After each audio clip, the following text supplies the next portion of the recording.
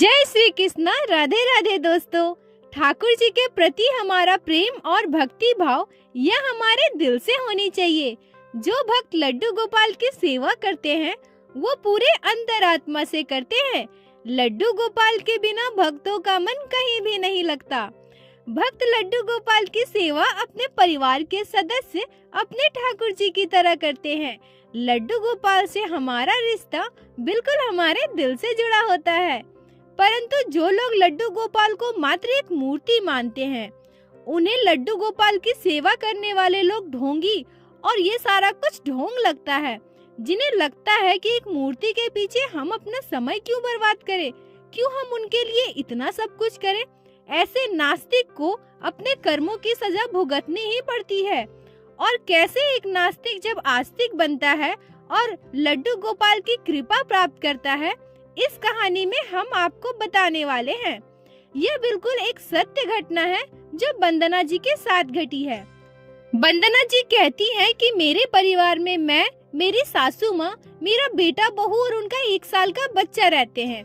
जब मैं शादी के बाद अपने ससुराल आई तो मैंने अपने ससुराल में लड्डू गोपाल की सेवा होते हुए देखा। मेरी सासू माँ लड्डू गोपाल की सेवा बहुत ही प्यार से किया करती थी। परंतु सच बोलूं तो मुझे कभी भी इन सब चीजों में कोई दिलचस्पी नहीं रही है। मुझे लड्डू गोपाल के प्रति कभी भी आकर्षण महसूस नहीं हुआ है। मेरे दिल में कभी भी लड्डू गोपाल के लिए ना भक्ति आई है, ना ही प्रेम आया है। मुझे हमेशा यही लगता था कि मेरी सासू माँ एक मूर्ति के पीछे इतना समय बर्बाद कर रही है। परंतु मेरी सासू माँ लड्डू गोपाल की सेवा इतने प्यार से किया करती थी कि ये सब देखकर मैंने भी अपनी सासू माँ से कभी कुछ नहीं कहा। वंदना जी आगे कहती हैं कि मेरी सासू माँ हमेशा से ही यह कहती थी, मेरे बाद लड्डू गोपाल की सेवा तुम्हें ही करनी है बहू। मुझे ये सब थोड़ा अटपटा लगता था, पर मैंने अपने सासू माँ को कभी कुछ नहीं कहा। परंतु अब धीरे धीरे मेरी सासू माँ की तबीयत बिगड़ने लगी। उनकी उम्र भी हो रही थी। मेरी सासू माँ ने एक दिन मुझसे कहा, अब मेरी उम्र हो गई है, मुझसे लड्डू गोपाल की सेवा करना थोड़ा मुश्किल हो गया है। मैं चाहती हूँ कि जीवन के अंतिम सांस तक मैं अपने लड्डू गोपाल की सेवा करूँ। जब तक मैं हूँ, जब तक मुझसे हो पाएगा मैं उनकी सेवा करूँगी। लेकिन मेरे बाद लड्डू गोपाल को किसी को भी मत देना। उनकी सेवा तुम करना बहू। लड्डू गोपाल की सेवा मेरी सास किया करती थी और उनके बाद मैं, और मेरे बाद मैं चाहती हूँ कि मेरी बहू लड्डू गोपाल की सेवा करे। कुछ दिनों के बाद वंदना जी की सासू माँ की मृत्यु हो जाती है। वंदना जी कहती हैं कि मेरी सासू माँ के मृत्यु के बाद मैं लड्डू गोपाल की सेवा करने लगी, जैसे मेरी सास लड्डू गोपाल की सेवा किया करती थी। मैं भी बिल्कुल वैसे ही सेवा करने लगी। परंतु यह सब कुछ दिनों तक चलने के बाद मुझे अच्छा नहीं लगने लगा। मुझे सारी चीजें बोझ सी लगने लगी थी। मुझे लग रहा था कि मैं क्यों अपना समय लड्डू गोपाल की इस मूर्ति में वेस्ट करूं। मुझे और भी बहुत सारे काम हैं, मैं क्यों ना वो सब कर लिया करूं। मुझे ये सब बिल्कुल भी अच्छा नहीं लग रहा था। वंदना जी कहती हैं कि मेरे बेटे की शादी को 5 साल हो गए थे। मेरी बहू को एक छोटा सा लड़का भी था। मेरी बहू दिन भर अपने बेटे की देखभाल करती और खाना बनाती, इसी में उसका समय निकल जाता था। मुझे लड्डू गोपाल की सेवा करनी होती थी, साथ ही साथ घर के दूसरे काम भी करने होते थे, तो मुझे बिल्कुल भी समय नहीं मिल रहा था। घर के काम के साथ साथ लड्डू गोपाल की सेवा करो, ये मुझसे बिल्कुल भी नहीं हो रहा था। एक दिन मैंने सोचा क्यों ना मैं लड्डू गोपाल को पैक करके स्टोर रूम में रख दूं। अगर लड्डू गोपाल बाहर रहेंगे, मंदिर में रहेंगे, तो ही मुझे उनकी सेवा करनी पड़ेगी। अगर वो नहीं रहेंगे तो मुझे उनकी सेवा भी नहीं करनी पड़ेगी। और वैसे भी मेरी सासू माँ ने लड्डू गोपाल को किसी को देने से मना किया था। मैं उन्हें किसी को कहाँ दे रही हूँ, मैं तो उन्हें स्टोर रूम में रख दूंगी। वह ऐसे घर पे भी रह जाएंगे और मुझे उनकी सेवा भी नहीं करनी पड़ेगी। ये सब सोचकर वंदना जी ने लड्डू गोपाल को कपड़े में लपेटा और एक बक्से में बंद करके स्टोर रूम में रख दिए। वंदना जी की बहू तो अपने बेटे और खाना बनाने में ही व्यस्त रहती थी और उन्हें जो भी समय मिलता था वो टीवी देखने और फोन चलाने में ही गुजार देती थी। वो कभी पूजा पाठ भी नहीं किया करती थी, न ही अपने घर के मंदिर में जाती थी। तो उन्हें लड्डू गोपाल के बारे में ज्यादा जानकारी भी नहीं थी, तो लड्डू गोपाल पर उन्होंने कभी ध्यान भी नहीं दिया। ऐसे ही कुछ दिन बीत गए, परंतु अब उनके घर में अजीबोगरीब घटनाएं घटने लगी, जिसे सुनकर आप भी चौंक जाओगे। एक बार वंदना जी का बेटा कुछ सामान लेने के लिए स्टोर रूम में गए थे, तो उन्हें किसी बच्चे की रोने की आवाज सुनाई दी। वह इधर उधर देखने लगे, परंतु कोई भी नहीं दिखा। तब वह खिड़की को खोलकर बाहर की ओर झांकने लगे। उन्हें लगा हो सकता है कोई बच्चा खिड़की के बाहर रो रहा हो, परंतु खिड़की के बाहर भी उन्हें कोई भी नहीं दिखा। वो सोचे कि हो सकता है हमारा बेटा होगा, जाकर देखूं तो वो क्यों रो रहा है। जब वो अपने कमरे में जाकर देखे तो उनका बच्चा तो सो रहा था। वह बिल्कुल चौंक गए। उनका बेटा सो रहा है तो फिर कौन रो रहा था? उन्होंने सारी बातें जाकर अपनी माँ वंदना जी को बताई। वंदना जी ने बिल्कुल ही इस बात को इग्नोर कर दिया। उन्होंने इस बात पर बिल्कुल भी ध्यान नहीं दिया। परंतु यह घटना यही नहीं रुकी। उनके साथ ऐसी चौंकाने वाली घटना फिर से घटी। एक दिन वंदना जी की बहू कुछ सामान निकालने के लिए स्टोर रूम में गई थी। उन्हें वैसे ही एक बच्चे की रोने की आवाज सुनाई दी। वह घबरा गई और दौड़कर स्टोर रूम का गेट बंद कर दिया और वापस आ गई। वापस जाकर उन्होंने अपनी सास और अपनी पति से सारी बातें बताई कि स्टोर रूम में किसी बच्चे की रोने की आवाज आ रही है। अब वंदना जी के मन में कहीं न कहीं थोड़ा शक हुआ कि दोनों को स्टोर रूम से बच्चे की रोने की आवाज क्यों आ रही है। परंतु वह कहते हैं ना कि जब इंसान नास्तिक हो तो उन्हें किसी भी चीज का ज्ञान नहीं होता। वंदना जी को तनिक भी अंदाजा नहीं था कि वो हमारे लड्डू गोपाल हो सकते हैं। लड्डू गोपाल बाल स्वरूप में है, हमें पुकार सकते हैं। उन्होंने इस बात पर थोड़ा भी ध्यान नहीं दिया। इस बात को वो वही टालकर खत्म कर दी। परंतु उसी रात उनके जीवन में एक ऐसी घटना घटी जिससे वंदना जी और उनके परिवार के पूरे जीवन को ही बदल कर रख दिया। वंदना जी आगे कहती हैं कि उसी रात मेरे पोते को बहुत ही तेज बुखार आया, इतना तेज कि वो आंखें भी नहीं खोल पा रहा था। हम सभी बहुत परेशान हो गए और भागते हुए डॉक्टर के पास ले गए। डॉक्टर ने जब मेरे पोते को देखा तो कहा कि इस बच्चे को अभी एडमिट करना पड़ेगा, इसकी स्थिति बहुत ही नाजुक है।